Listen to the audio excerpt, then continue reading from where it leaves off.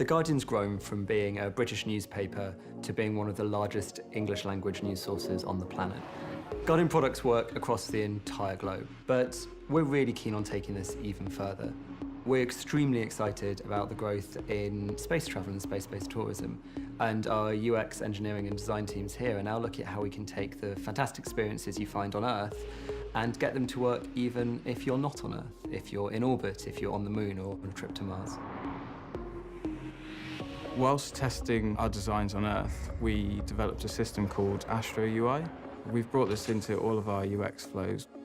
The gloves of the extravehicular mobility unit are much larger. We needed to design some new icons, floating action buttons specifically, and we used the updated material design guidelines for this. Another challenge in space is gravity, or the lack of gravity. Using the principles of motion, we created a system called fixed point view. No matter which way the phone is orientated, the articles, the videos, the images will automatically align to the viewer. There are regular Android APIs that are very helpful in spaceflight. One in particular is the text-to-speech API. In space, there are times when you can't easily look at a screen, so Read It To Me is especially useful. Astronauts can then have an article read in their helmets when they're on the Moon, for example. The testing is really important because we need to understand what works and what doesn't work in space. In the Google Play Developer Console, there's a new feature called Hangout with Expert. Hi, hey, this is Captain Mark Kelly. How do you guys hear me?